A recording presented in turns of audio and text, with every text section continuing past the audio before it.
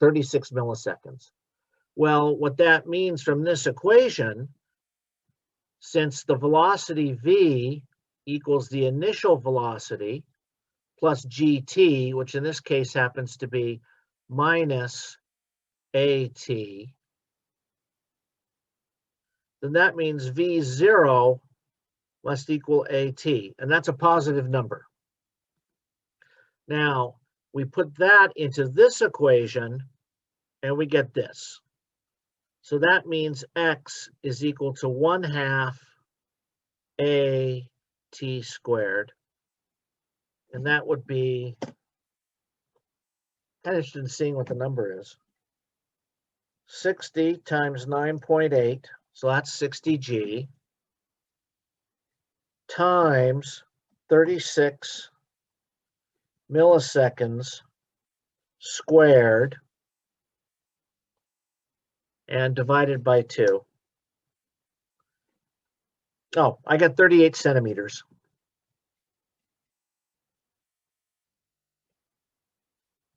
Okay. Who asked the question? It was me, Luis. Okay. Luis, is that okay? Yeah. The main difficulty, I think, in this problem is going to be, you know that you want to apply this equation, right? Because you want to know the x. You can assume x0 is 0. But you don't know what the initial speed is. But you know that you came to a complete stop in the 36 milliseconds.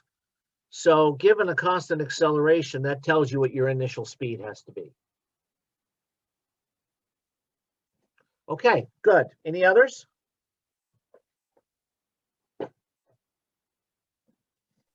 Professor, can you go over 2.89, problem C and D? 2.89.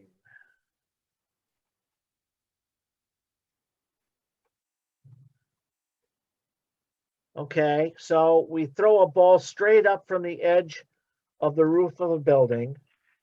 A second ball is dropped a second later, and we ignore air resistance. If the height of the building is 20 meters, what must be the initial speed of the first ball if both are to hit the ground at the same time? Okay, so how did you approach this, Truck? For part A and part B, I did it, but part C and D, I had trouble with that. Okay, how did you approach part A? Let me reread this again.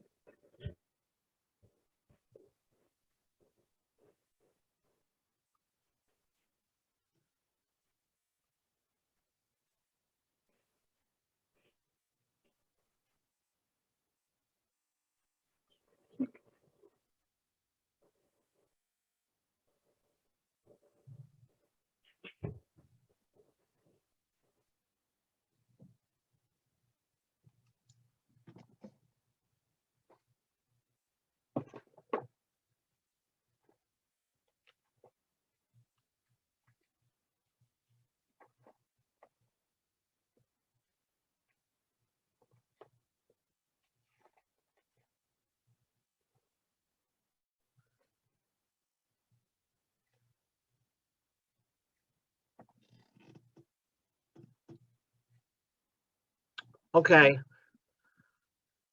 So you did part A. I'm just asking how you approached it. What did you do in general? In principle? I find the time for the first ball to fall. Okay. And then I put in the equations for distance, and then I found the initial speed for the first ball. Okay.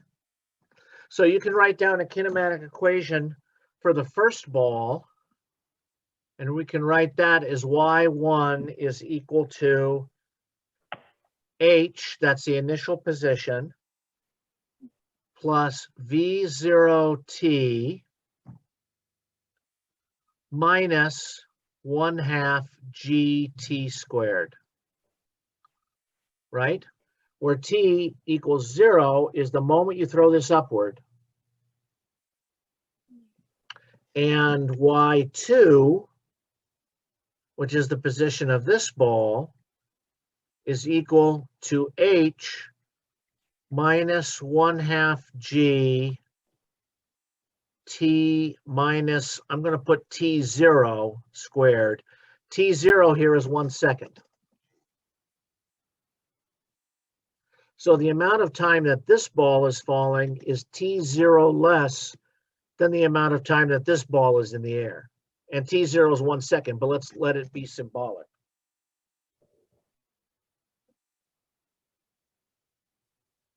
Okay. So both of these equal 0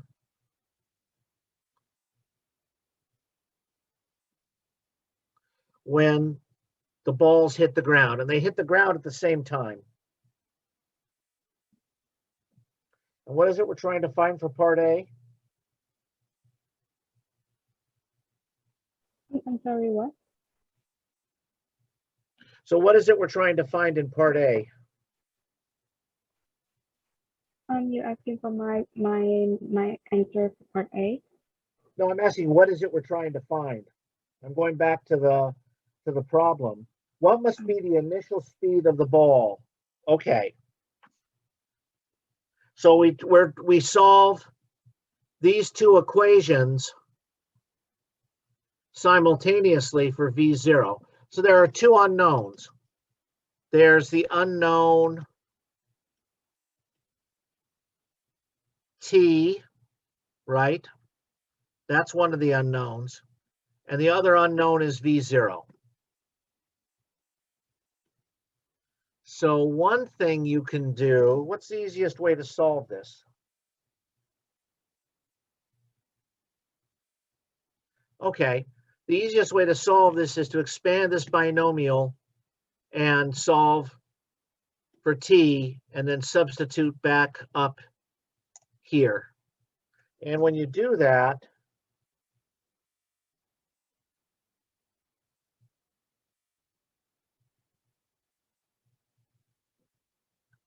you will get h equals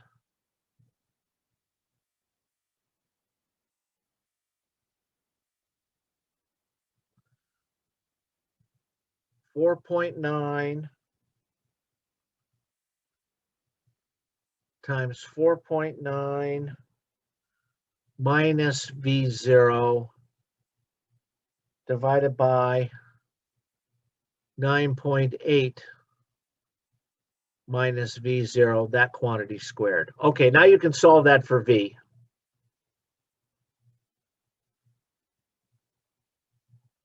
So were your numbers the same as in the book? 20 meter height and a 1 second delay? In the problem, the height was 19.6 and the difference in time was 1.11 seconds. Oh, okay. Well, then your numbers here are going to be different.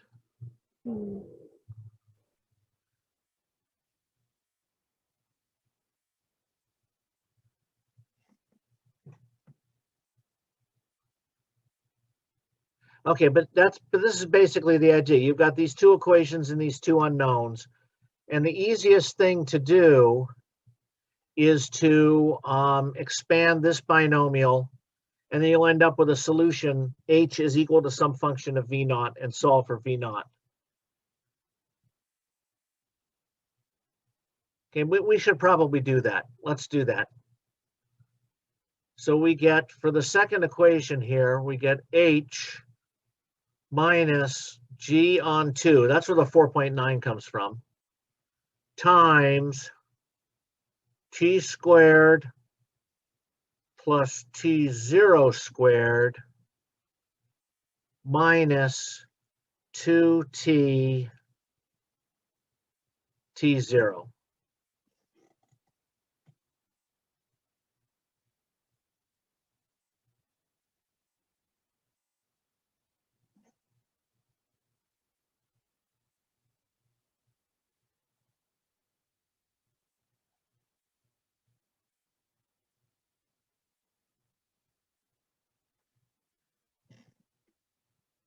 equals 0.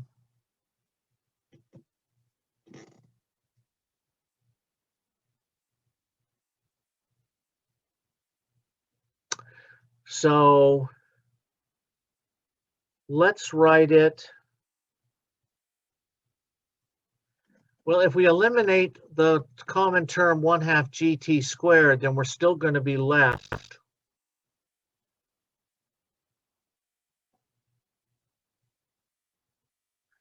with one equation in both V0 and t, right? I'm trying to think of the easiest way to do this.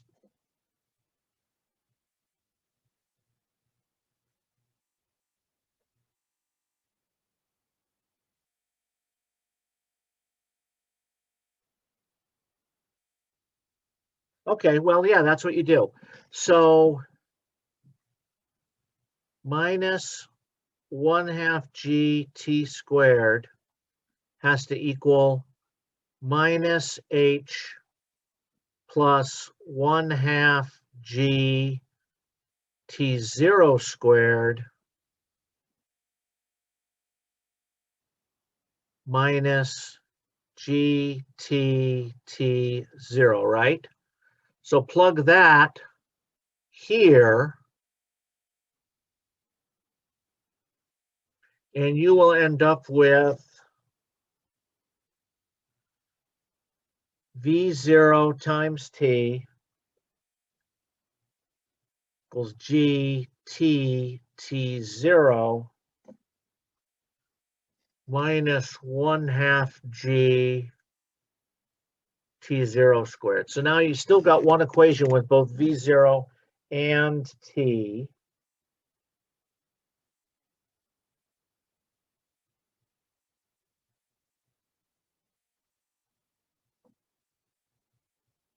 Oh, okay. So solve this equation for t, and you are going to get t0 over 2 times 1 over 1 minus V0 over GT0. This is really cumbersome. All right. Now, okay. Now what do? Now take this expression for t right here and plug it in here and here. Then you end up with what I wrote before.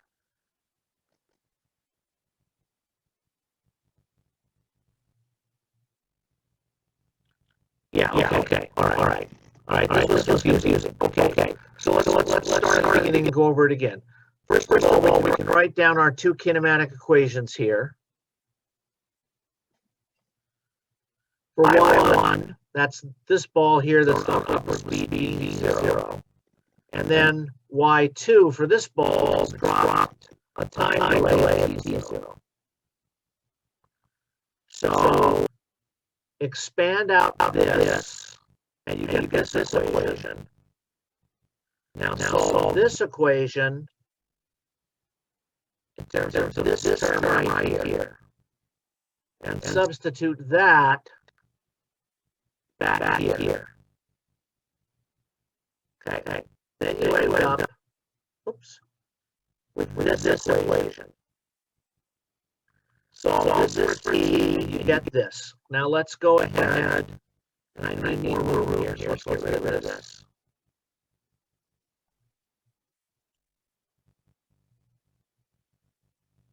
Now we can substitute here 0 back into this equation.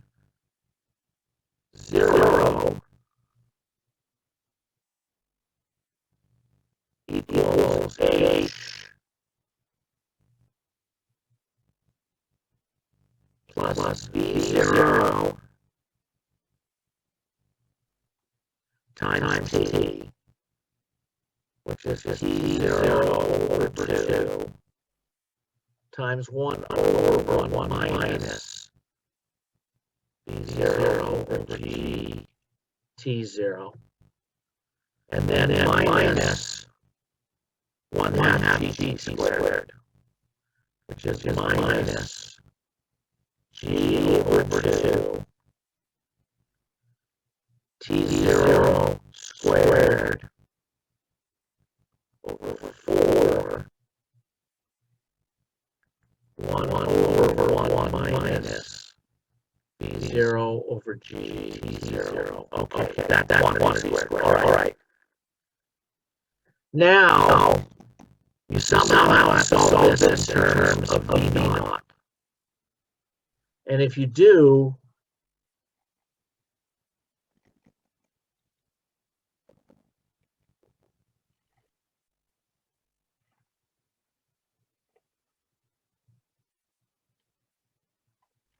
I'm trying to think of the easiest way to write this.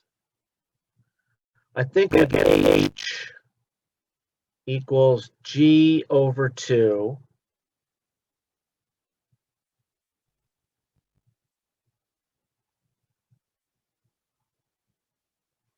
No, that's not right.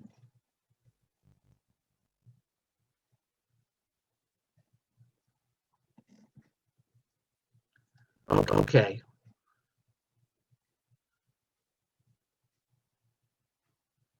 So we want to solve this for V naught.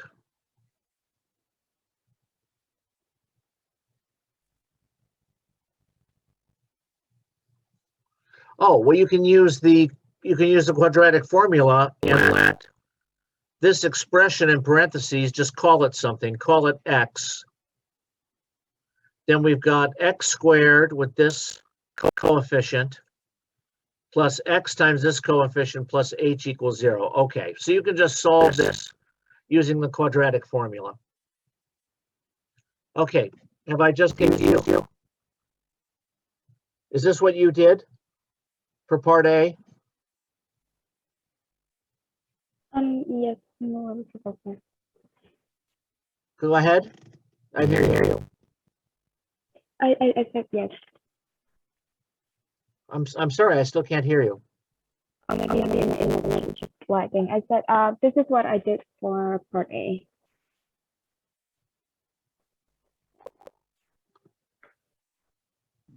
She said she did that. Oh, okay. I turned up my microphone. It was way down for some reason. Okay. So what's part B? What might be moving for both balls to reach the ground at the same time if you've got V0 equals 6 meters per second or V0 equals 9.5 meters per second? Okay, well, we have basically now we're given V0 and we just solve for H. T0 is already fixed, so that's just solving it the other way. If V0 is greater than some value of V max, no value exists. Solve for V max.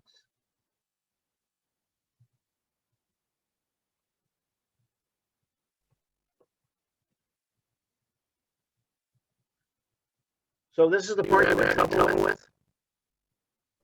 Yes. Part C? Okay. All right. Well, basically, you've got, this is actually a general idea here. You've got some H equals some constant. I'm going to just write it down in terms of the numbers for my problem. 4.9 times 4.9 minus V naught over 9.8 minus V naught quantity squared. Okay, so you've got some similar relationship from your part A and part B, right, Truck? And the question is there a value of V0 such that no value of H will work? And the answer is this. What happens if V0 is 9.8 meters per second? Well, then H diverges and becomes infinite. So as V0 increases, the height of the building has to become greater and greater to give the ball that you've thrown upwards time to catch up with the ball that's moving downwards from rest. And eventually you'll reach a value of throwing the ball upward that there's no solution for H anymore. That H has to become infinitely high. Does that make sense? Yes. Okay. And what's part D? Part D is, oh, if V0 is less than some value, no value. Okay. So it's the same logic. Let's say that V0 becomes less than 4.9. Well, let's say V0 equals 4.9. If V0 equals 4.9, then H must be 0.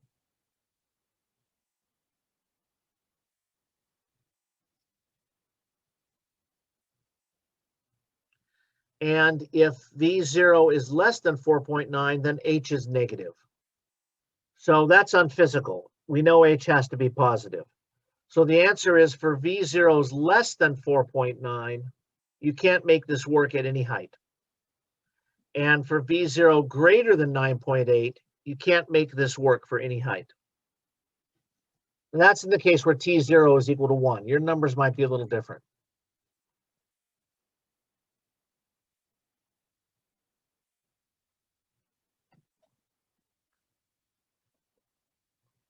Okay, I get the feeling that this was a bit unsatisfying.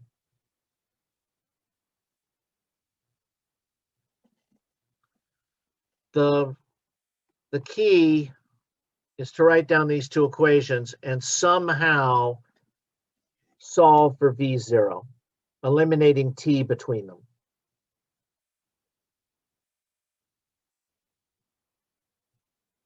Okay, thank you, Professor. All right. I'm sorry, I know that's unsatisfying. This is an algebraically complicated problem. Okay, are there any others?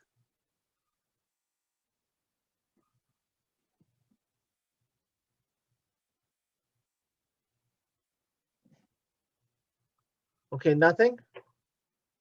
All right. What about PIP chapter 2?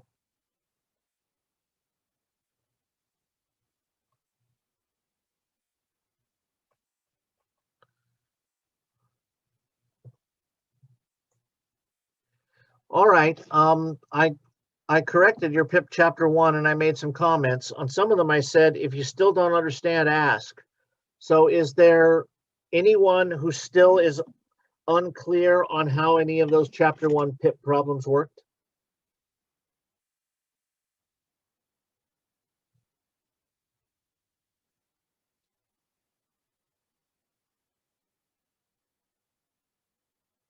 Okay.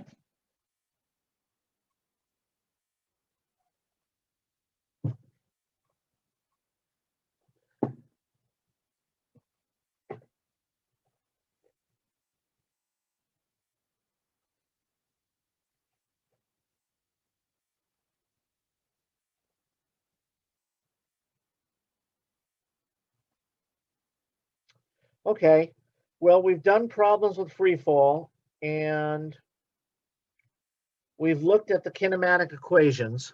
Let's review the kinematic equations. Let's say that it's in one dimension and let's just write it in terms of X. So we have V is equal to V0 plus the acceleration times the time. And we have X is equal to x0 plus v0t plus 1/2 a t squared. Now there's a third kinematic equation we can get out of these by eliminating t. So let's do that.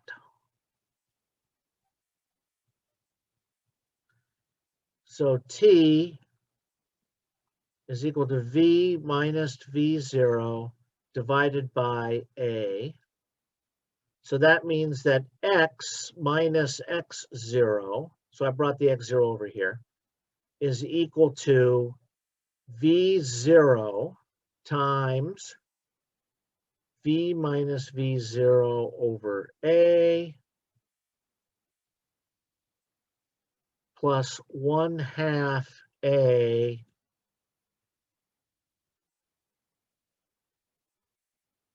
V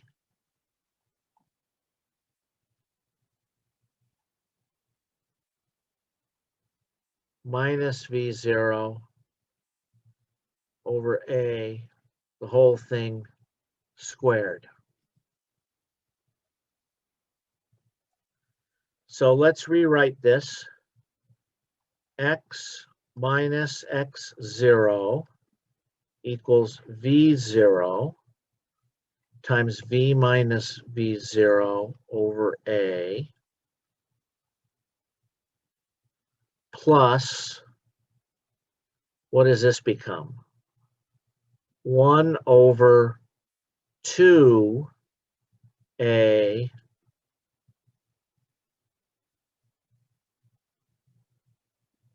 V minus V0 squared. And let's expand all of this out. X minus X0 equals V0 times V over A minus V0 squared over A plus 1 over 2A V squared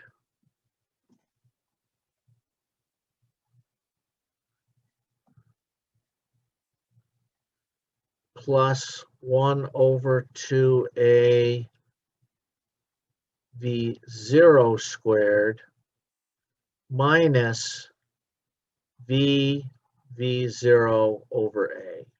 Okay, so what can we eliminate? Can eliminate this.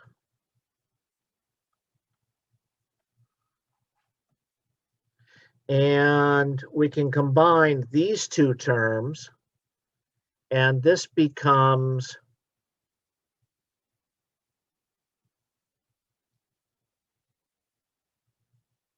x minus X0 equals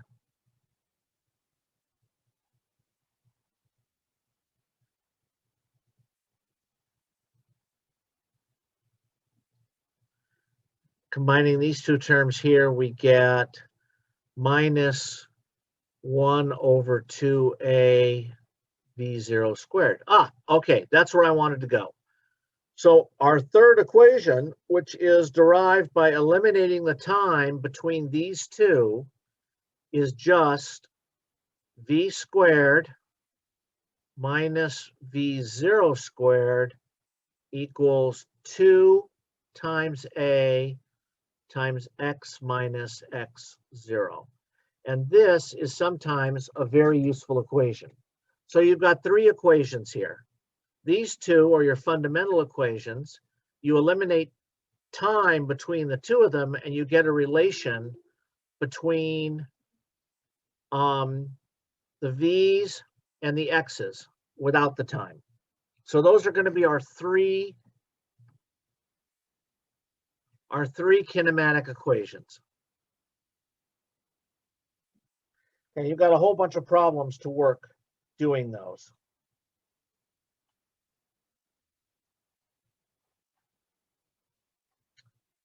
I have a note here that I wanted to go over with you.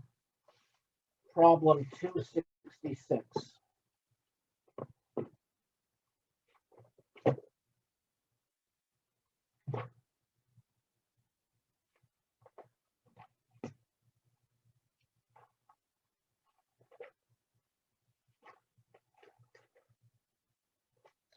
Excuse me, 266 is the one with the trains. Aha. Okay. Did I assign this one? 266? I don't remember, but it doesn't really matter. So in 262, you've got two different trains. You've got a passenger train. Here are the tracks.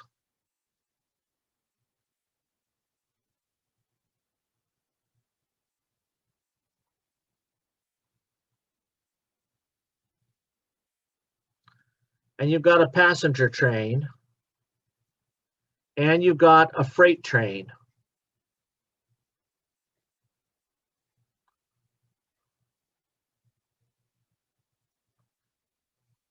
And the passenger train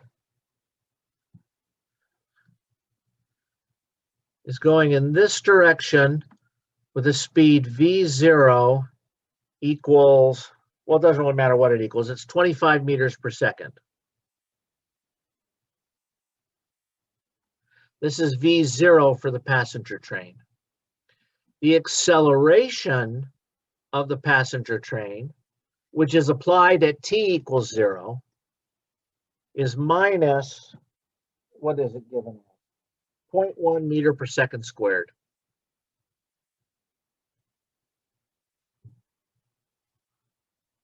So when these two trains are some distance apart, t is equal to 0. And this distance is 200 meters. Now the freight train is traveling with a constant speed, Vf is equal to 15 meters per second. Okay, so here's what's happening.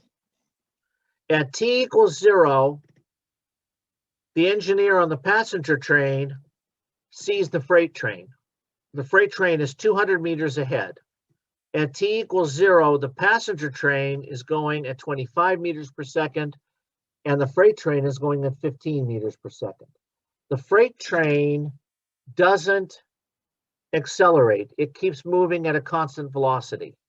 However, at t equals 0, the engineer starts applying the brakes, and he gets an acceleration of minus 0.1 meters per second squared. Now the question is, will there be a collision?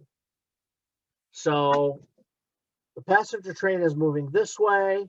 The freight train is moving this way. Does he slow down enough in time that he doesn't collide the front of the passenger train with the rear of the freight train? So we're going to put at t equals 0, the front of the passenger train is at x equals 0. So now all we've got to do is write down two kinematic equations, one for the passenger train and one for the freight train. So Aman, what is the position x sub p of the passenger train as a function of time? What's the kinematic equation for x sub p?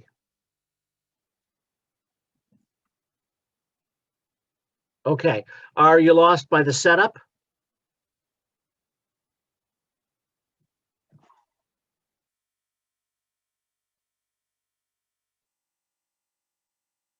Okay, well, that's the main thing.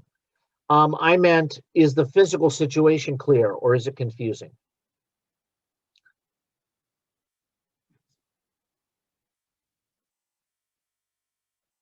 Okay, well, let's just write down x for the passenger train.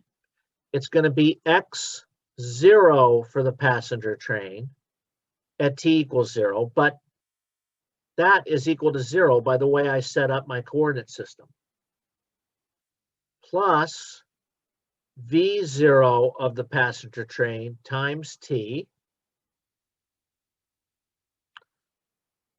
plus 1/2 a t squared. But remember, a is a negative number because the passenger train is slowing down. And V0 passenger train is just the plus 25 meters per second. So now let's write down x for the freight train. So Aman, what would x for the freight train be?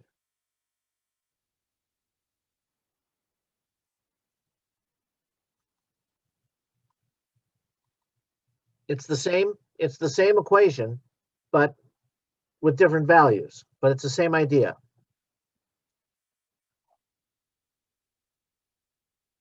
Is X 0 for the freight train? Very good.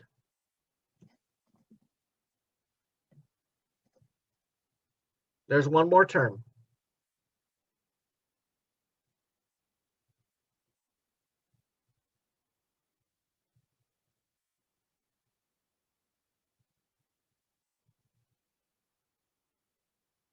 No, it's VF times T, right? Because he starts out at X equals 200 meters and he's moving to the right at 15 meters per second.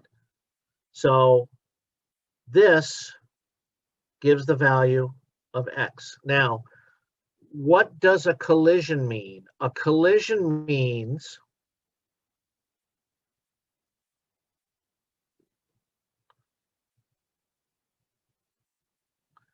that XP equals XF. This XF refers to the back end of the freight train.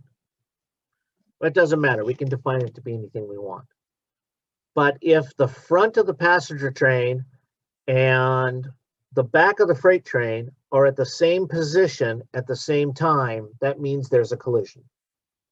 So the collision, the condition for a collision is that XP equals XF, which is V0 for the passenger train times time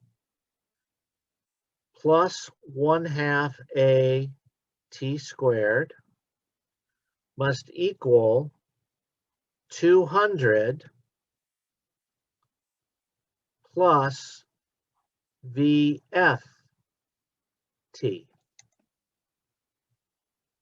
Now we solve this for time. And if it has a solution, then that means there will be a collision, and the collision will occur at that time.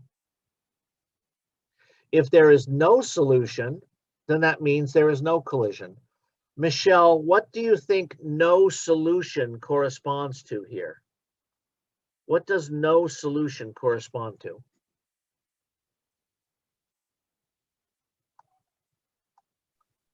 What kind of number is t if we have no real solution to this equation?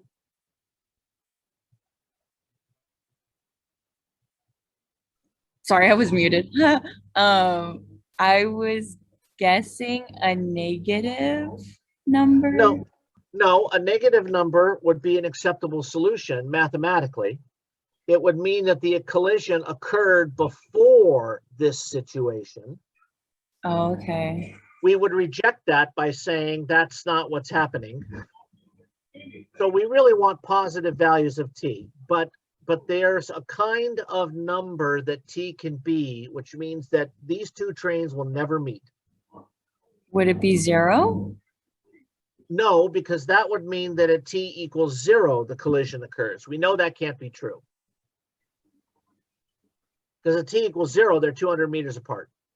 Okay. What kind of number is the square root of -1? Oh, an imaginary number? Right. Okay. So if we get actually a complex number for t as the solution of this equation, then that means that no collision occurs. So let's write this equation. We have, I'm going to have to write down here in the corner, 1/2 a t squared, so plug in the number a, plus V0 of the passenger train minus V0 of the freight train times t minus 200 equals 0. So you can solve that for t. Plug in the numbers and solve it for t. And actually, you will get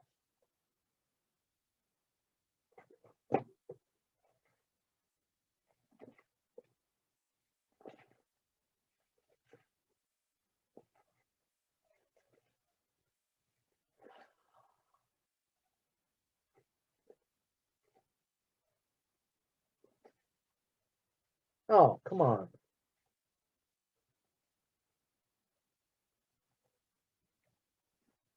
All right, I didn't work it out. Let's work it out. I'm going to go to a new piece of paper. So we have 1/2 a t squared plus v of the passenger train at 0 minus v of the freight train times t minus 200 equals 0. So I like to write this as t squared plus 2 times vp0 minus vft over a minus 400, because I multiplied by the 2, over a equals 0. So for simplicity, let's put in the numbers. Now I want to make a point here. In general, you don't want to put in the numbers until you finish solving the problem algebraically, because then you've got your solution parametrically and you can plug in any numbers you want. You don't have to keep resolving it. But I want to make this a little simpler to look at. So I'm going to plug in the numbers. So I get 2 times 10 divided by minus 0.1. So this becomes minus 200t. So minus 400 divided by minus 0.1. Well, that's plus 4,000. Okay, now let's write down the solutions for t and see if they're real. T is equal to 200 plus or minus the square root of 200 squared minus 4 times 4,000, which is 16,000.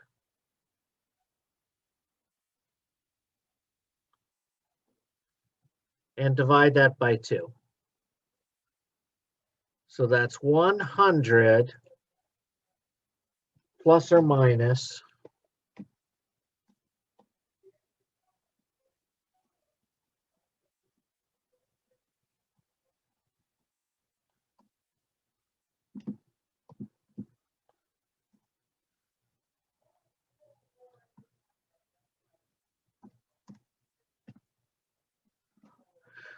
so 100 plus or minus 77.5, and this is at seconds.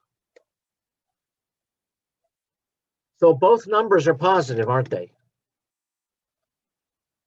So the first collision occurs, so T1 occurs at 22.5 seconds. But look, I have another solution.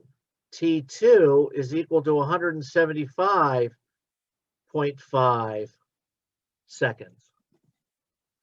So at 22.5 seconds, there will be a collision. Now, where does it occur? Plug in to either of the two kinematic equations and find out where that happens. We'll plug in T1 to x of the freight train is equal to 200 plus v of the freight train t. Plug T1 here and you'll find out where on the tracks it occurs. But what does this second solution mean? Well, it means physically, once there's a collision, the equations change because the passenger train is no longer decelerating at a certain speed, and the two trains aren't necessarily going at the speeds they were going at before. So once a collision occurs, everything changes. But what does this second solution mean? Well, it means, let's say the passenger train is on a track and the freight train is on a parallel track. And my passenger train starts out here. My freight train starts out here. Well, the kinematic equation for the passenger train says that the passenger train is going to decelerate, stop, and move backwards. So this second solution means that at 22.5 seconds, the passenger train catches up to the freight train, and they're at the same position right across from one another. The passenger train keeps moving forward, as does the freight train. And either the passenger train has slowed down enough so that the freight train catches up to it, and they're again at the same position, or the passenger train turns around and comes back, and therefore the two trains are at the same position one more time. So that's what that second solution means. And actually, I remember that it's the first of them. That the passenger train has, after it passes this position here, it keeps moving this way, but it slows down enough so that the freight train catches up to it. And once more, they're at the same position. However, the freight train leaves the passenger train behind at that point, and they don't have a position that coincides anymore. Okay, so why did I think this was a good problem to go over with you? Well, for one thing, I wanted you to be comfortable with the idea that I have a kinematic equation for the passenger train, a kinematic equation for the freight train, and if I want to know if they collide, I want to know if they're at the same position. So I set xp and xf equal to each other, then solve for t. The other idea I wanted you to be familiar with is that there may be different kinds of solutions for the time. The solution could be complex. It could have an imaginary part. And if that's the case, there's no real solution. That means there's not going to be a collision. But there are in general two solutions. So if there's one complex solution, the other solution must be complex as well. Are you aware of that? There's a law in algebra that says that the solutions to algebraic equations come in pairs, in complex conjugate pairs. That means if I have a quadratic equation and I have two solutions, if one of them is complex, the other one is the complex conjugate. And the complex conjugate is this. A complex number is a plus ib, where I is the square root of -1. The complex conjugate is a minus ib. So if z is a solution, z star is a solution as well. Now what about real solutions? Real solutions come in complex pairs. Sure, because if b is 0, then that means that any real number is its own complex conjugate. So the solution, 22.5 seconds, its complex conjugate, which is 22.5 seconds, is also a solution. Of course, they're the same thing. They're both solutions because of the same thing. All right, so I wanted you to get used to that idea, but I also wanted you to get used to the idea that if there are two solutions, the second solution probably means something. And what is it that it can mean? We'll see this when we solve problems in projectile motion. We'll find that frequently we get quadratic equations for projectile motion problems. And those quadratic equations have more than one solution. And the second solution means something. Okay. Any questions on anything? Yes, I do. So Go you ahead. go ahead. Thank you. So for time, either it was 22.5 or 177.5 seconds. Right. I mean, I guess you just kind of explained it now, but how did you know the answer was T1 and not T2? Or are they both correct? I'm still confused Well, about they that. are both correct in a sense, but from physical considerations, you pick T1 Mhm. because T1 is the smaller time. Okay. So if they're going to collide at 22.5 seconds, that's before T2, the collision has occurred. Oh, yeah. Okay. Got it. And the T2 really has meaning only if you interpret this as like being on parallel tracks. Hmm. And then T2 means either it came back around or it collided up first and then afterwards it collided again. Well, T2 being positive, real, means that assuming these things are on parallel tracks, Hmm. they're at the same position, but then the passenger train pulls ahead, but is still slowing down. So at some point, the freight train and the passenger train will meet again because the passenger train is slowing down and the freight train is going with constant speed. Okay. Okay. Thank you. You're welcome. Go ahead, Michelle. I didn't ask a question. I think it was somebody else. Oh, okay. Was it Truck? Yes, but I had the same question as Peter. So Okay, so you're good? yes. Okay, excellent. All right, now, Professor, yes, sorry, I do have one more quick question. go ahead. So you also, in the same problem, you had the position of the passenger train and the position of the freight train equal to each other, and that gave us a new equation. But my question is, why did you know how to do that? Because I mean, they could. I feel like that would also that can also mean that if they have the same, I guess, position, I mean, they could have it at a different time, or simply about the fact that they're together. Does that mean that, I don't know? Okay, Do I you see what you're remember? saying. Yeah. Okay, a collision means that they are at the same position at the same time. Mm-hmm.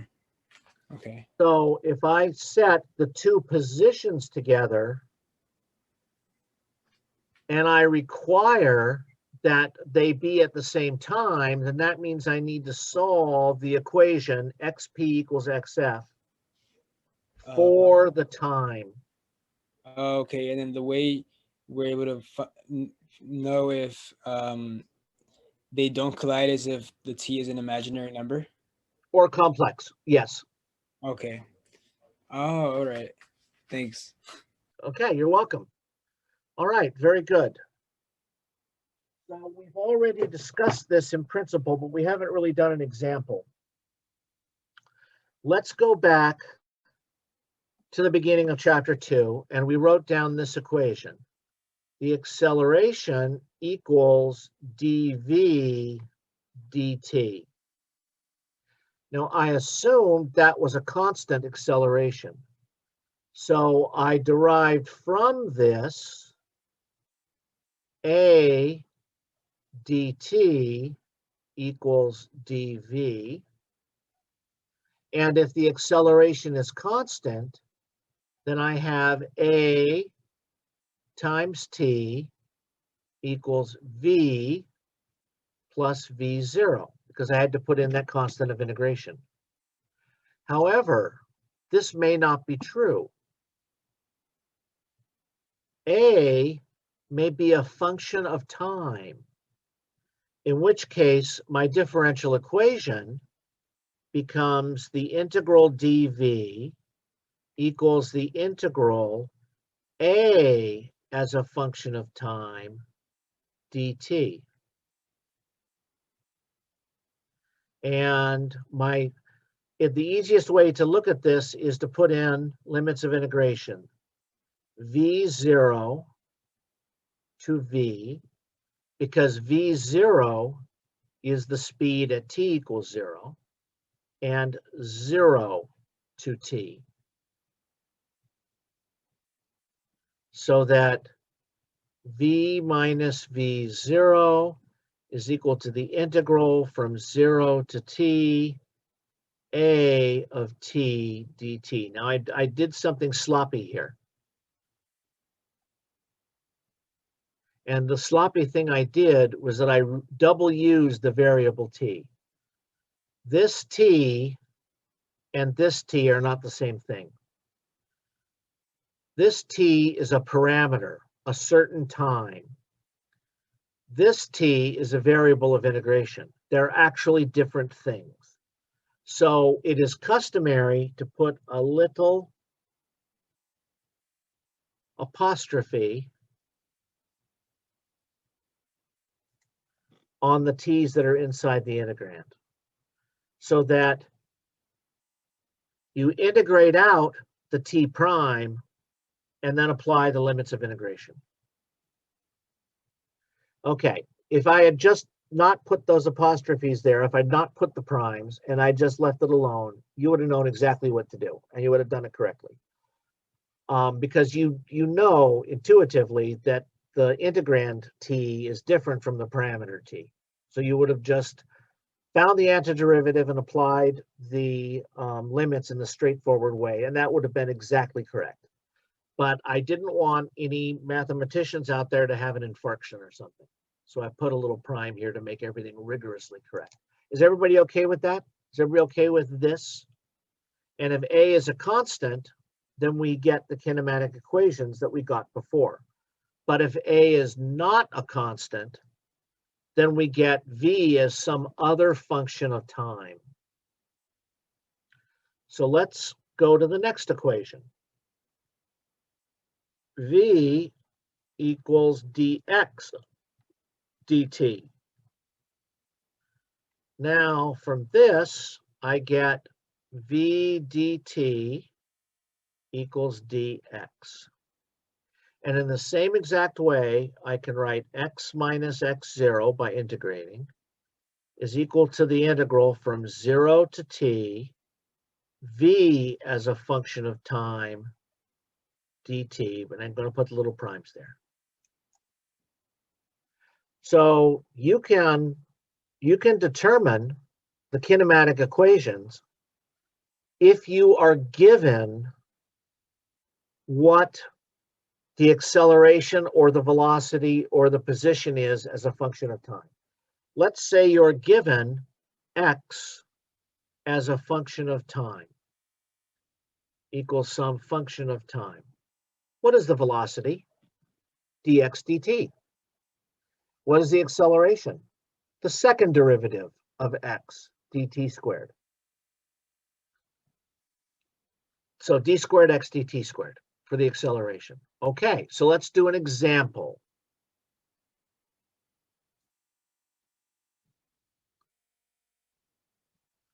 So let's let the acceleration as a function of time equal, well, let's just pick something. Cosine of t. And this would have to be multiplied by a constant whose units are meters squared. So we won't worry about that. Let's just say that constant is 1. So a of t is equal to the cosine of t. All right, I'm going to give you a few minutes. I want to know what v of t equals, and I'd like to know what x of t equals. So go ahead and work on that for a minute or two, and then I will be back.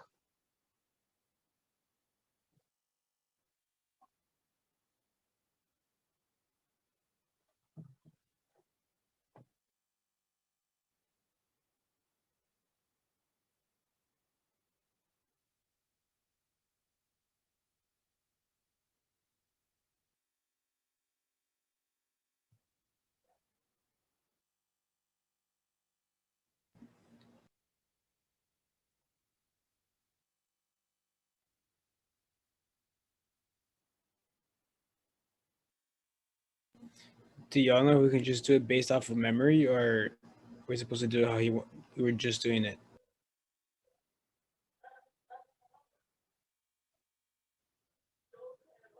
Was someone asking me a question?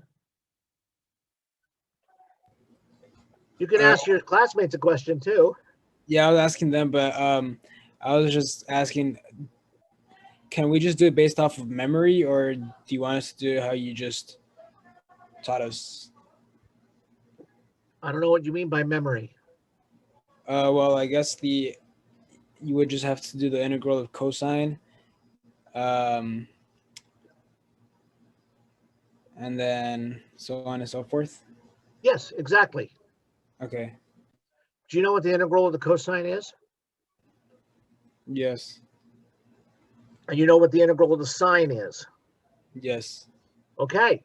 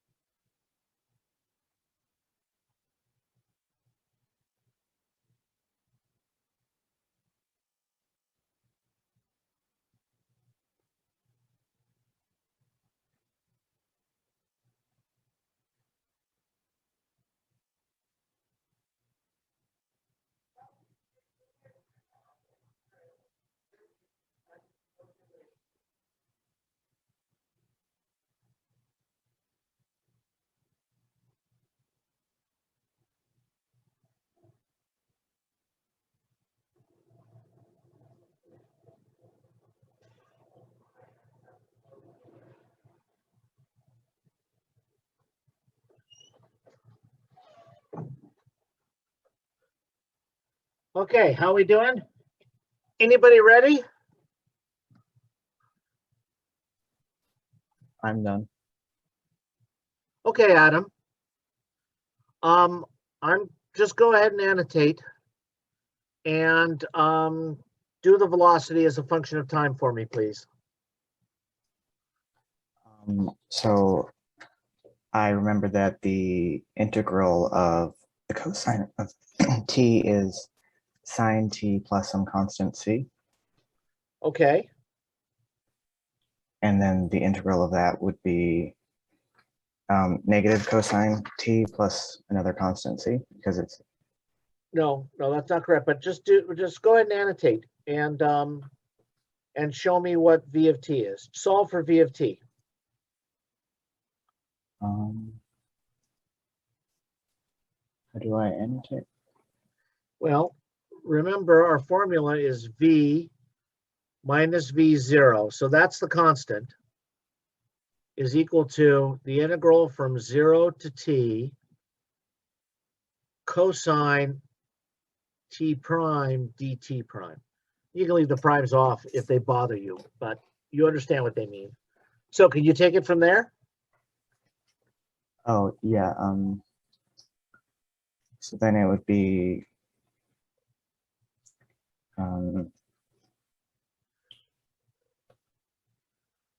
negative sine t. No, the antiderivative of the cosine is the sine. Oh yeah, it's sine.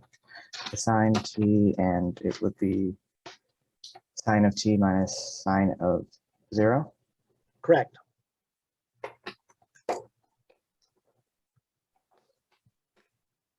Did you And not want to annotate and write on the screen? You can go up to where it says view options and choose annotate, and you can write on the screen. Where is that?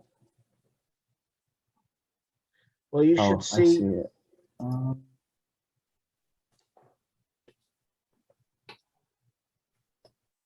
don't know if I can really draw with my mouse. okay, well, that's all right then, because you've got the right idea.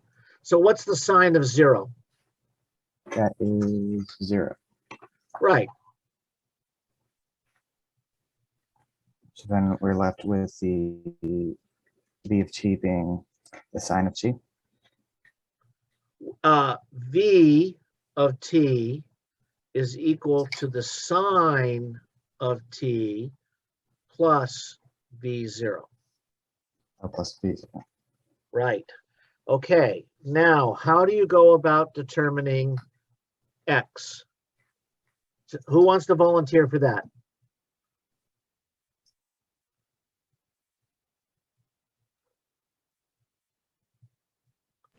I could do it. Okay, So it's so x minus x naught is equal to the integral from 0 to 2 of v t dt. Over last, okay, so what goes in the integrand? Sine t prime plus v0 dt prime. Do you want to go ahead and annotate, Aurelio, and finish this off? I can write for you if you just want to tell me what to write. I could annotate. Go ahead. There you go.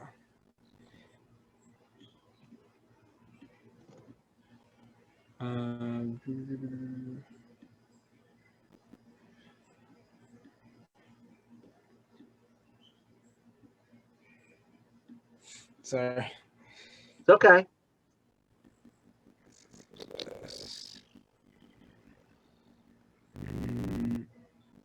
What's that?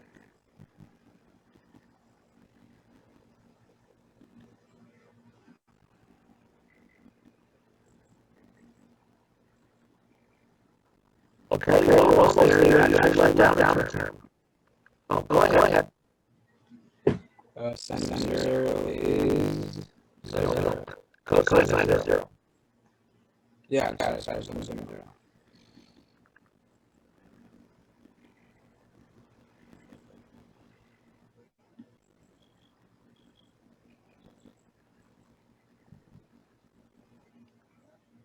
Except that's not minus cosine 0, is it? It's plus cosine 0 because you have the minus cosine. Yeah, okay. And minus 0.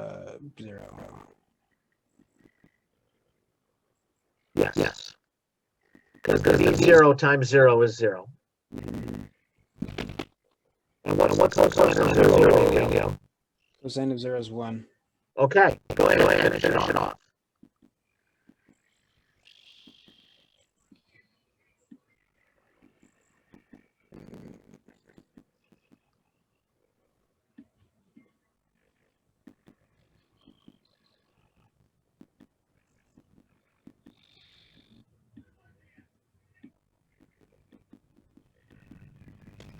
There you go.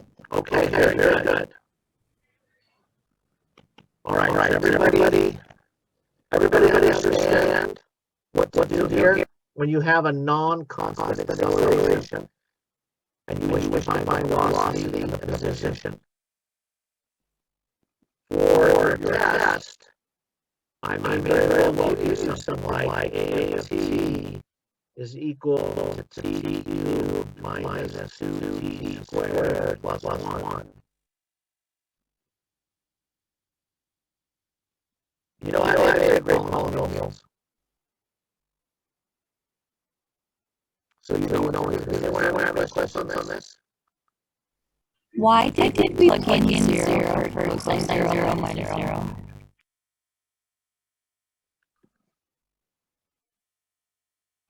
You're saying where does this term come from? Is that what you meant? Yeah, so the cosine 0 minus 0, that part, why did we Yes. plug in a 0? Okay, well, let's do this more formally. Here is the antiderivative. The antiderivative is minus the cosine of v prime plus v0 times t prime, evaluated between 0 and t. So plug in t, we get minus cosine t plus v0 t. Now plug in the 0, and we get minus cosine 0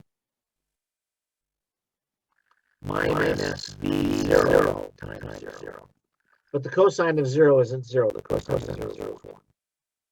Oh, got it. Thank you so much. Okay, you gotta be careful that I chose this equation with balance forethought, knowing that this term was something that people frequently leave out. So now you've been warned. Let me give you another example.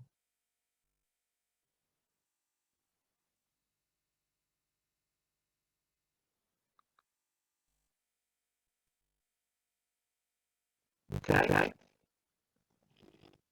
Now, what are V and A? Who wants to volunteer?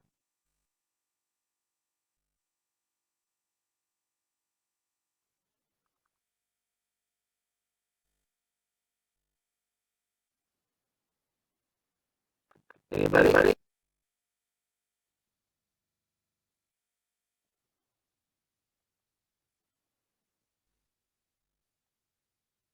Benjamin. Yes. You're like me. Whenever they're not in better order, you are last.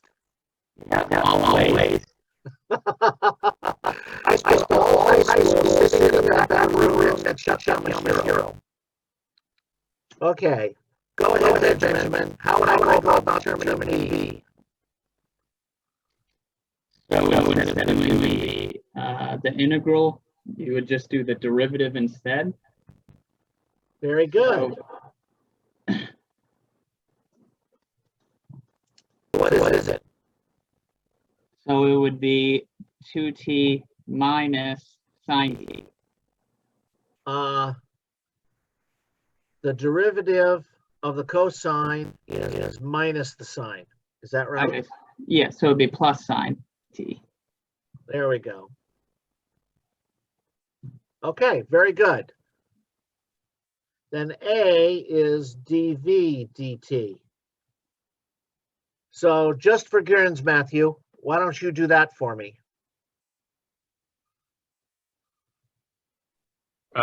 So it would just be another derivative of this, right? Correct. Would it be 2 plus cosine t? There you go. Very good. Okay, now there's nothing to prevent you from taking additional derivatives, right? So there actually are kinematic quantities related to further derivatives. So the first derivative of the acceleration is called the jerk. I think this is true. We might have to look this up. So the first derivative of acceleration is called the jerk. And sometimes the first derivative of acceleration is important in mechanical design. For example, your seat belt, when you move normally, it doesn't restrain you, right? You can move forward and move around a little bit and it won't restrain you. But if you're in an accident, it locks and holds you in place. It doesn't actually measure the acceleration and then lock. What it does is it measures the derivative of acceleration, then locks. So it's not an accelerometer inside your seatbelt mechanism, it's a jerk meter. So do with that what you will. Does anybody know what the derivatives after the jerk are referred to as?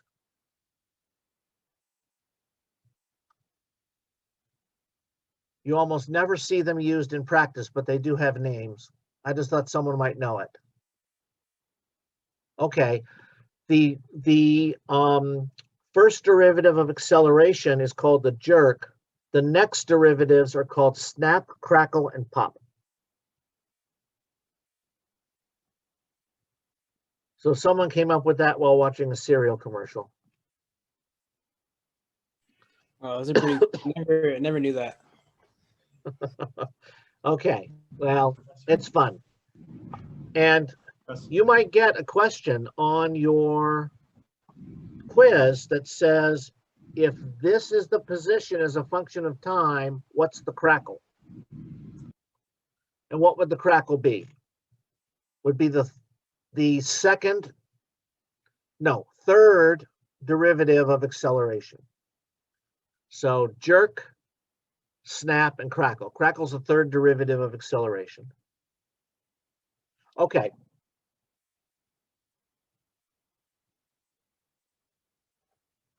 Professor, can you repeat that one? Sure. The first derivative of acceleration is the jerk, and further derivatives are called the snap, crackle, and pop. Let's see what the chat says. Somebody probably looked it up. That's right. For your quiz on kinematics, you should get Rice Krispie treats. Absolutely correct. Okay. Yes. Like I'm just kind of curious, like just because like, I'm trying to like picture in my head. It's like I love like cars and stuff, and like so like it's kind of making sense. So like is that kind of like just like is that like a velocity, or how would I ask the question? You're asking what the jerk is. It's the time rate of change of acceleration. So it's meters per second cubed. So meters per second squared per second. Okay. Was that your meaning? But like, how do you consider? Yeah, like, but like, I guess it's like, how long does it last? Like, I'm assuming it's like a peak, right? Like, because like if it's Oh, like you mean in practical cases? Okay. Well, in practical cases, let's say that you're being restrained by your seatbelt, and at t equals 0, some kind of sensor senses that you're in an accident, and the seatbelt locks.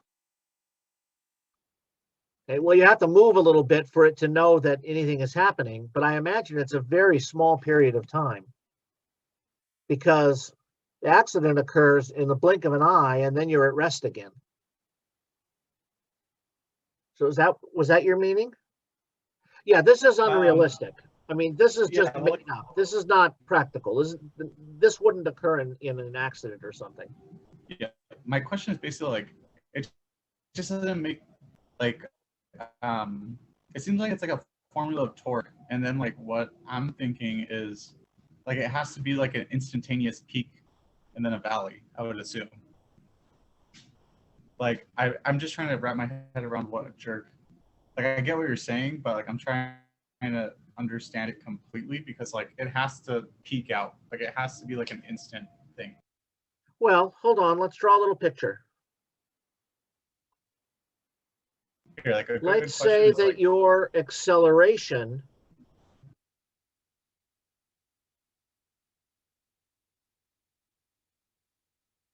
at t equals 0, at the moment of the accident, your acceleration is some amount. So this is t, this is a. And let's say your acceleration goes like this and then goes down to 0 at whatever this t is right here. Well, that means that the time derivative of the acceleration is a constant and is in fact negative. So the jerk would basically look like this. It would be a constant, then it would go to 0. It'd actually be undefined there because there's no derivative at that point. But basically it would look something like that. Okay. I think I actually misunderstood. Like, so a jerk is only acceleration, correct? The jerk is the time derivative of acceleration. It's Okay, the got rate it. at which the acceleration is changing. Okay, and then once you peak and like you start deceleration, that's no longer the jerk. No, Okay. if you're decelerating, okay, so you're saying something like, what if your acceleration looks like this? Yeah. Well, the jerk is positive here, 0 here, and negative here, because that's what the derivatives are. So roughly, your jerk would look like almost a constant slope here. So it's like this. Then it drops abruptly to 0 here. And then it's negative to there. Not exactly, because this isn't exactly a straight line, but approximately.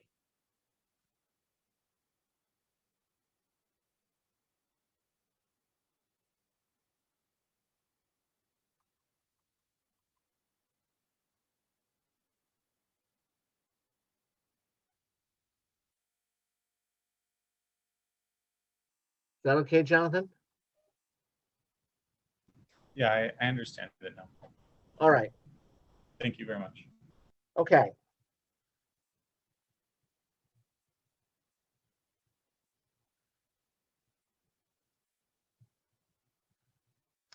Let's just do one more thing. Let's say that we are not given an initial condition at t equals 0. So let's say we're told that my acceleration is equal to t squared, and my velocity v0 is unknown, but I know that my velocity at t equals 1 second equals 1. How would I go about determining v as a function of time? Because I don't know v0. Well, carry out what we've been doing formally. V is equal to v0 plus the integral from 0 to t squared dt. I'm going to drop the primes because they're bothering me. So that's equal to v0 plus 1/3 t cubed. But I don't know what v0 is. But I do have a piece of information. My information is that at t equals 1 second, v equals to 1. So I treat v0 as a parameter, and then I plug in my initial condition to solve for v0. So here's how I would do it. V is equal to 1 at 1 second. That means 1 is equal to v0 plus 1/3. So what is v0 in this case? v0 is equal to 2/3 meters per second. So I don't have to have my condition as an initial condition. I can solve formally and include the initial condition as part of my solution, and then solve for the initial condition using the information that I have. Okay, that's pretty trivial. Everybody should understand that. Okay, that's chapter 2. We are done with chapter 2.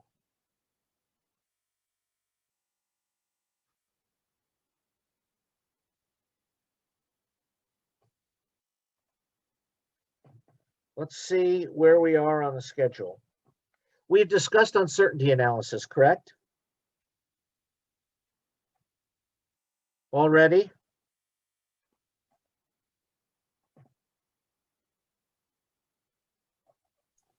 Yes, we went over the handout. Okay, good. So actually, we should be beginning chapter 3 next. So let's do that. Let's just start chapter 3. Chapter 3 is kind of fun. Chapter 3 is projectile motion. Well, chapter 3 is motion in 2 and 3 dimensions. But the most interesting case will be projectile motion under the Earth's gravitational field. And that motion will always be two-dimensional motion, assuming there's no other forces acting except gravity. But let's go ahead and generalize our positions of velocity and acceleration to 3 dimensions. So we're going to define the position of a particle. The position vector r is at any instant the x coordinate, which could be a function of time, times I, plus the y coordinate, which is in general a function of time, times j, plus the z coordinate, which can be a function of time, times k. And the displacement vector, delta r, is r2 minus r1. And you know how to add and subtract vectors component-wise in component notation. So no problem there. What about velocity? Well, the velocity, v, is equal to dr dt. Now, how do I go about differentiating this thing with respect to time? Well, it's actually quite easy. It's dx dt in the I direction plus dy dt in the j direction plus dz dt in the k direction, which can be written as the x component of velocity times I plus the y component of velocity times j plus the z component of velocity times k. So that's all real simple. What about acceleration? Well, acceleration is just dv dt. And that's just going to be dvx dt in the I direction plus dvy dt in the j direction plus dv sub z dt in the k direction. And dvx dt is just a sub x, the x component of a.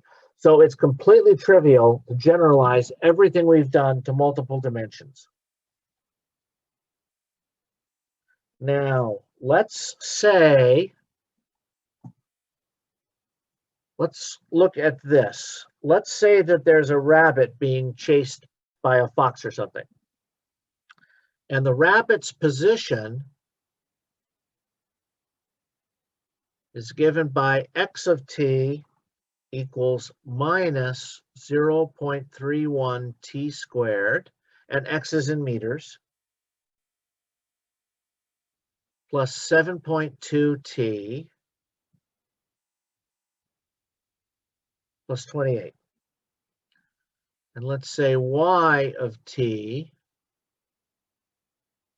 is given by 0.22 t squared minus 9.1 t plus 30. All right.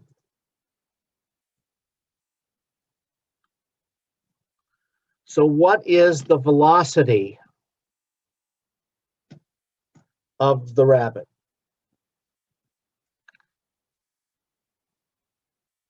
Daniel, how do I determine the velocity v as a function of time for this rabbit? What do I do?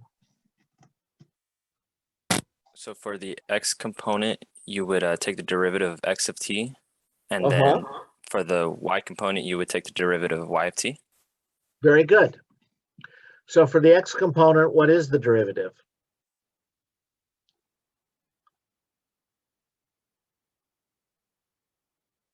So Daniel, what's the derivative? It's negative 0.6 t plus 7.2 t. Oh no, just 0.72.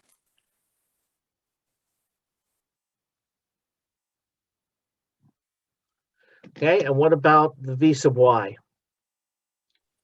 That's 0.44 t minus 9.1.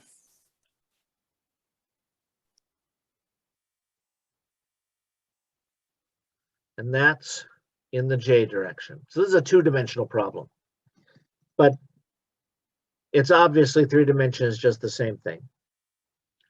Okay, what about the acceleration as a function of time?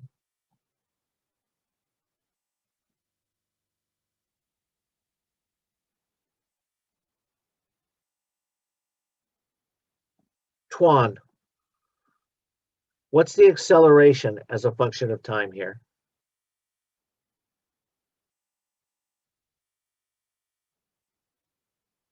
I keep mispronouncing your name. It's Tuan? Yes, Tuan. Okay. You take the derivative of the velocity.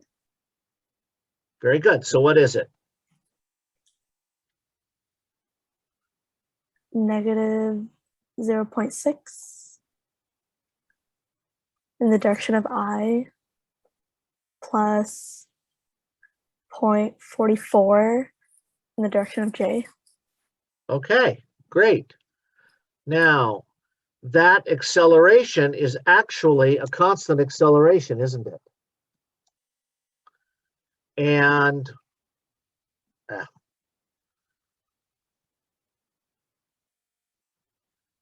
let's make a little XY coordinate system.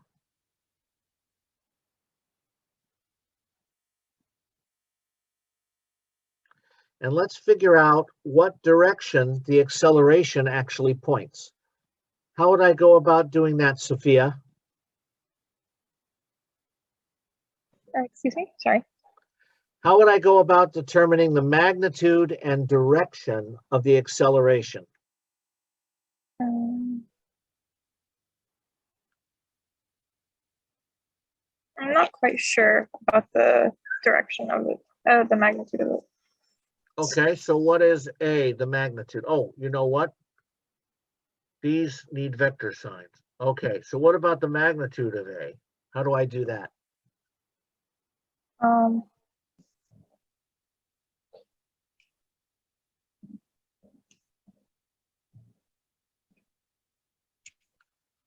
would you do the, I forgot what it's called, the square root of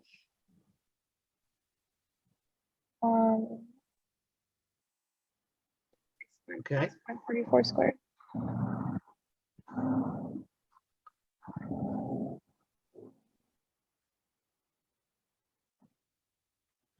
Okay, and what is that value? Can you work it out quickly for us? Do you have a calculator? Yeah, I don't have a calculator on me.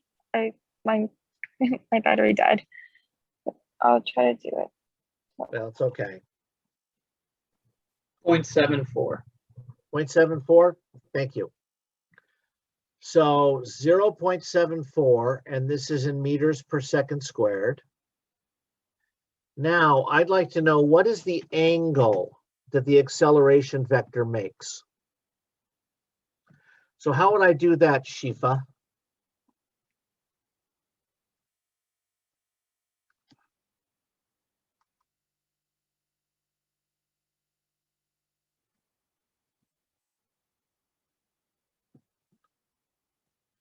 Are you there, Shifa? I'm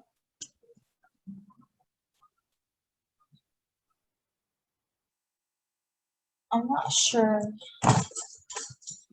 Okay, well, remember, the tangent of theta is equal to, in this case, a sub y over a sub x.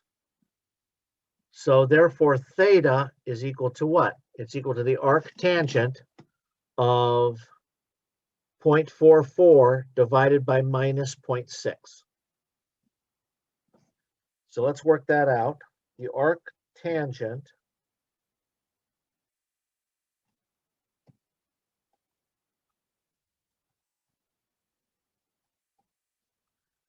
and I get minus 36.25 degrees. So let's say minus 36.3 degrees. Except that's not quite right. What did I leave out, Shifa? You have to subtract it from 180. Either subtract or add 180. I prefer to add. So let's add. So plus 180 degrees. Okay, and I get 143.7 degrees.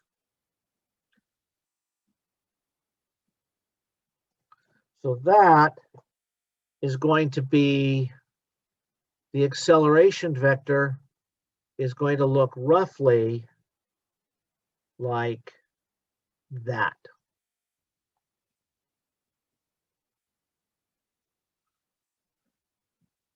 Where this angle, I'm just going to call it 144 degrees for simplicity. Okay. So we know how to write velocities, accelerations, and positions in unit vector notation in 2 and 3 dimensions. For a 2-dimensional problem, we can determine the angle with respect to the positive x-axis. But here's another little nuance. It turns out that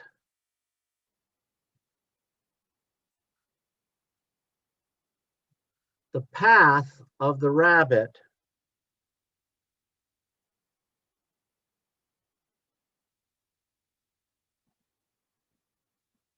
in terms of x and y, his path looks something like this. He's doing that for whatever reason. I just made it up, but that's what it looks like. Okay, let me ask this question. At every point on the path, the velocity vector is parallel to the path. My acceleration vector has 2 different components. My acceleration vector has a component A parallel to the path, and it has a component A perpendicular to the path. And it's important to understand the different roles that are played by these 2 components. The component of acceleration that is in the direction of motion, in other words, that is parallel to the path, causes the body to speed up or slow down. So the parallel component of acceleration causes a change in speed. The perpendicular component does what? It causes a change in Direction. Direction. Exactly. So a parallel component of acceleration does not change the speed, but it changes the direction. And I'm sorry, the perpendicular component of acceleration does not change the speed, it changes the direction. The parallel component changes the speed, but not the direction. So if I were given the velocity vector at any time, which I am, there it is, that velocity vector is tangential to the path at all points. I'm given that as a function of time and unit vector notation. And I would like to know at any time t, what are the two different components of acceleration? Not the ax and the ay, because that's trivial. I got those right here. That's what this is. What I want is the component that's parallel to the path and the component that is perpendicular to the path. So how would I go about solving that? Well, I know that the dot product of A and V is equal to the magnitude of A times the magnitude of V times the cosine of the angle theta between them. Right? That's the definition of the dot product. Now, what are the definitions? Now, I know, excuse me, I know the dot product of these two because I can perform that dot product very easily in component notation. It's ax times vx plus ay times vy. So at any given time, I know the dot product. I also know at any given time the magnitude of A and the magnitude of V. Now the magnitude of A happens to be constant, so it's easy. The magnitude of V, plug in T, figure out what the magnitude is. Then the cosine of theta is equal to A dot V divided by A times V. And I now know what theta is. So let's pick a point on this path.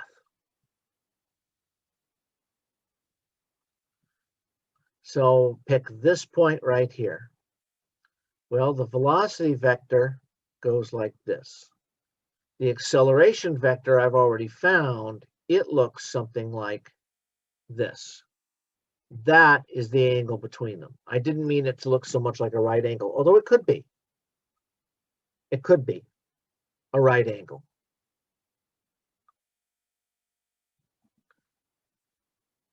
Okay, so I know theta. Now,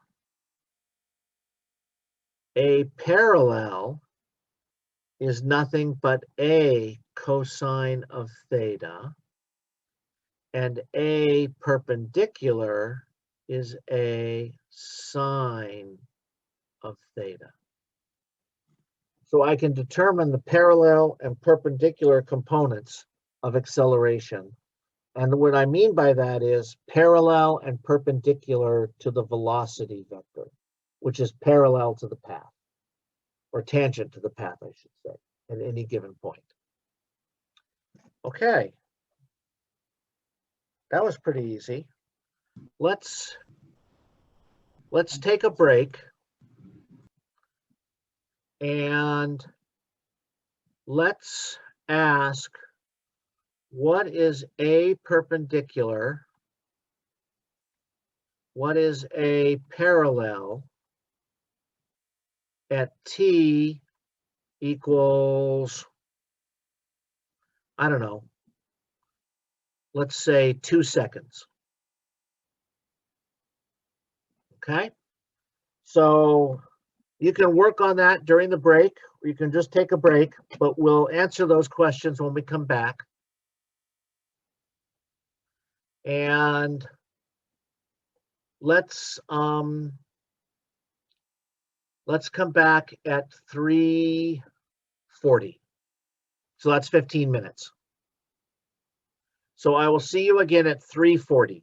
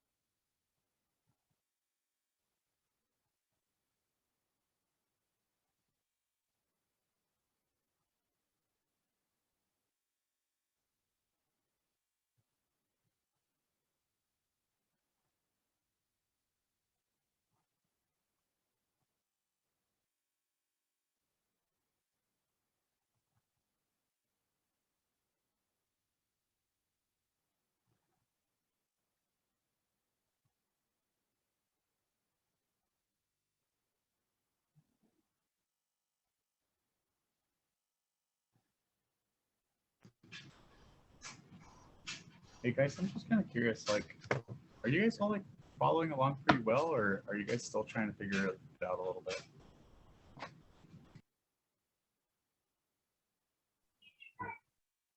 Trying to figure it out as we go.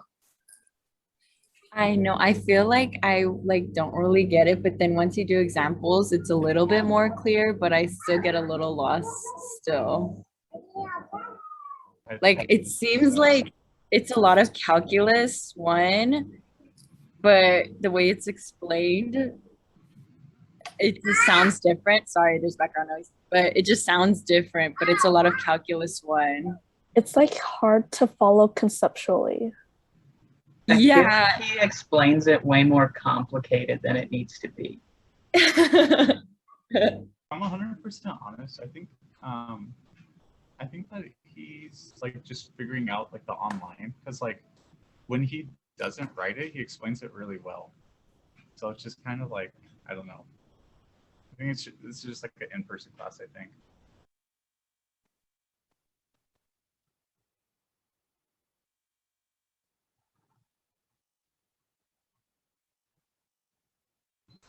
Do any of you guys understand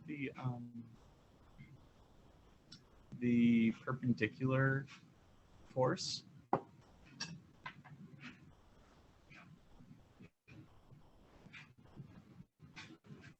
What is that? Honestly, I barely understand anything. Yeah, so like, I mean, like the rabbit example, like he kind of drew it like weird, but like just imagine like you're going around you're going 180 degrees in like a perfect sphere, like in a car. According to this, he's saying that like you have an inward centrifugal force, and then you have a perpendicular force, and then like if you take the inverse tangent of it, like you're basically going right towards like a fulcrum. Does that make sense? Let's see if I can annotate.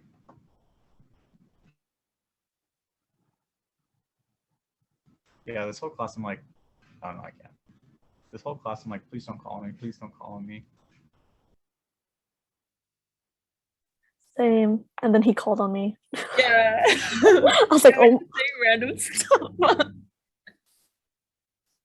I was like, I really wanted to ask questions, but I didn't want him to like realize, like even think about me. I'm like, just stay silent, just stay silent. Does anyone know why a sub 1 equals a sine theta?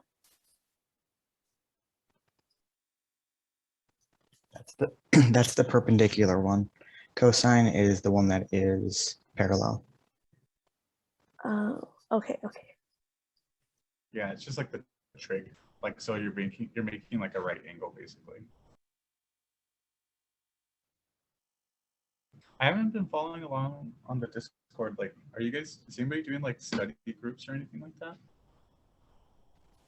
I'm sure we're probably gonna start doing that. Yeah, because I saw the first group is September 13th. That's next week, right? I think so. The 13th is 2 weeks. It's not even September yet. Never mind. You got time.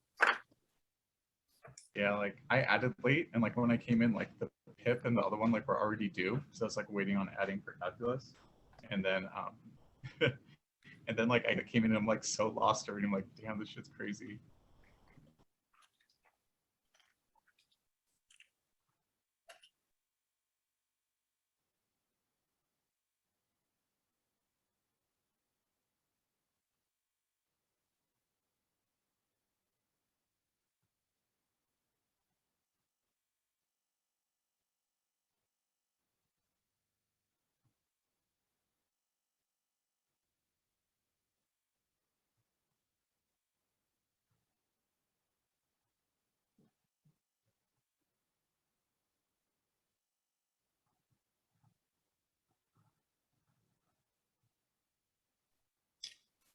Hi, can anyone like explain to me what is the jerk, snap, and crackle thing again? I still fall behind. I'm not. I kind of get it. I think so. Like basically, all it is like the snap, crackle, pop. is it's just like the second, third, fourth derivative of the jerk, and like all a jerk is like is a change in velocity over time with magnitude. So it's kind of like if you get hit from behind with a car, like there's gonna be a snap or a jerk where like your momentum changes extremely fast. Does that make sense? Or like imagine like a football player getting hit, like he's gonna experience like a jerk, and then once he starts decelerating it, like that's the end of the jerk.